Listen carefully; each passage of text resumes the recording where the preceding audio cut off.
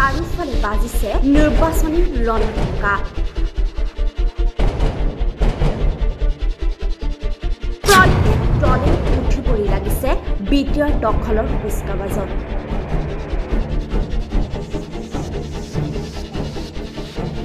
প্ৰস্তুত কৰিছে ৰণনীতি।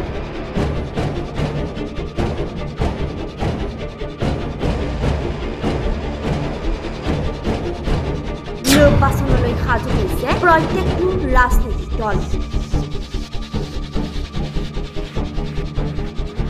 বিশেষকৈ কঁকালত টঙালি বান্ধিছে বিজেপি, UPPL আৰু BPF-এ।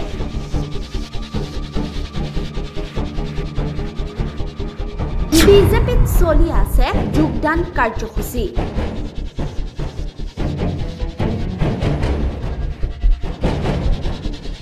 বৰ্তমান মুদৈবাৰীৰ মণ্ডল সভাপতি নৱৰাজ বৰুৱাৰ নেতৃত্বত বিজেপি দলৰ ভেটি শক্তিশালী স্থিতি।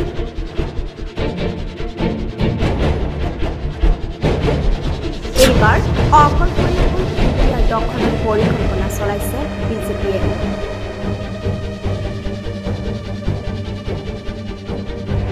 বিটিআৰত বাজি আছে নিৰ্বাচনী ৰণডংকা। ওদালগুৰি জিলাৰ অন্তৰ্গত মুদৈবাৰী পৰিষদীয় সমষ্টিৰ হাবিভাঙ্গাৰ ১ নং চিৰিমাৰীত অনুষ্ঠিত সভাত শ শ সংখ্যালঘু লোকসকলে দলৰ নীতি আদৰ্শৰ প্ৰতি ভাল পাই বিজেপি দলত যোগদান কৰিছে।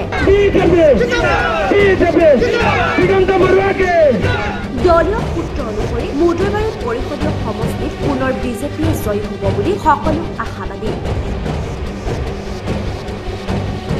সকলো জনগোষ্ঠীয়ে সম অধিকাৰ আৰু সম উন্নয়ন লাভ কৰিব বুলিও প্ৰতিশ্ৰুতি দিছে।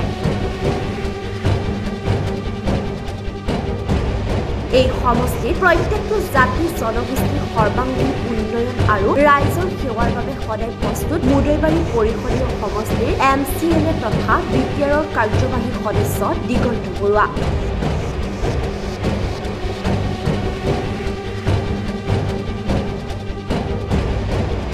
ৰাইজৰ স্বাৰ্থত কোনো ধৰণৰ আপোচবিহীন চিন্তাৰে মুদৈবাৰী পৰিষদীয় সমষ্টিক আগুৱাই লৈ যোৱাৰ বাবেহে কাম কৰি আহিছে আৰু বিভিন্ন প্ৰতিশ্ৰুতি দিছে সংবাদ মাধ্যমৰ আগত।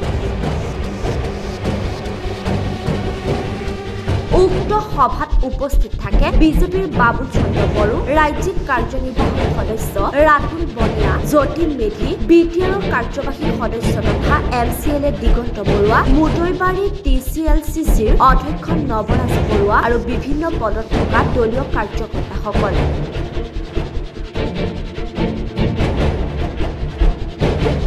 আজি ভাৰতীয় জনতা পাৰ্টিৰ যোগদান কাৰ্যসূচী আমি অনুষ্ঠিত কৰিলোঁ।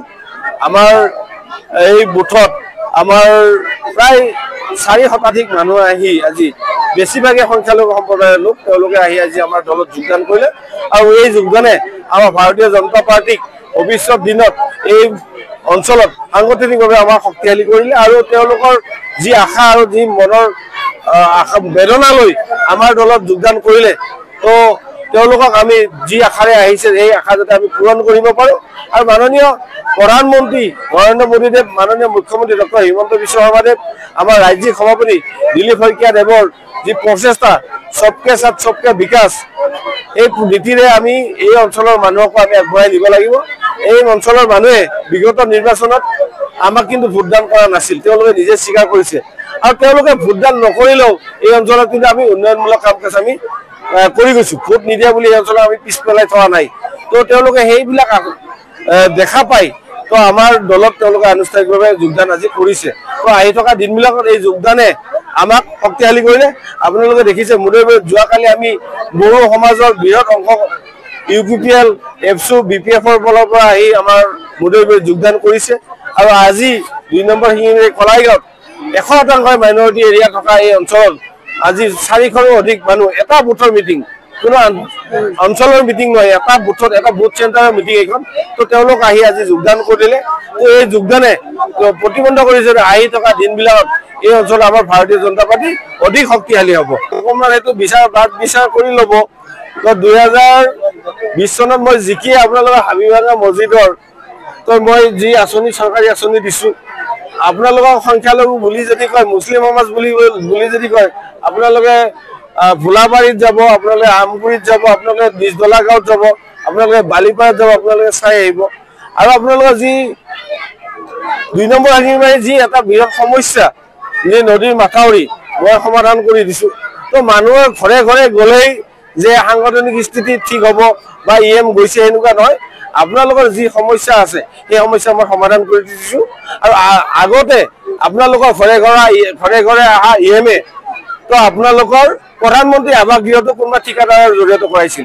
আৰু আপোনালোকৰ ঘৰৰ কাষত নাহা EM-এ আপোনালোকৰ বেনিফিচিয়াৰী যিবিলাকে আছিলে প্ৰধানমন্ত্ৰী আৱাস গৃহৰ, তেওঁলোকক কিন্তু নিজে বনাই লোৱাৰ সুযোগ প্ৰদান কৰিছে। তো পাৰ্থক্য বিজেপি আৰু বেলেগ দলৰ এইটোৱে। মোটেবৰী ভিচিটি চিট আমি বড়ো সম্প্ৰদায়ৰ প্ৰায় 500 গৰাকী বিভিন্ন দল সংগঠনৰ পৰা আহি আমাৰ ভাৰতীয় জনতা পাৰ্টিত যোগদান সাব্যস্ত কৰিলে। আৰু আজি কলাইগাঁও 1 নম্বৰ চিঙিমাৰীত 100তকৈ ওপৰত সংখ্যালঘু মানুহে আমাৰ ভাৰতীয় জনতা পাৰ্টিৰ নীতি আৰু আদৰ্শক সমৰ্থন কৰি ভাৰতীয় জনতা পাৰ্টিত যোগদান কৰিলে। আমি সঁচাকৈ খুব উৎসাহী। আগন্তুক যি VTC নিৰ্বাচন আহি আছে, এই নিৰ্বাচনত সকলো জাতি বৰ্ণ ধৰ্ম নিৰ্বিশেষে ভাৰতীয় জনতা পাৰ্টিৰ প্ৰতি যি উজান উঠিছে, আমি নিশ্চিত আগন্তুক যি VTC নিৰ্বাচন আহি আছে তাত আমি বিশাল ভোটত জয় সাব্যস্ত হ'ম। কলাইগাঁৱৰ পৰা অভিনন্দন ৰিপৰ্ট, PB সংবাদ।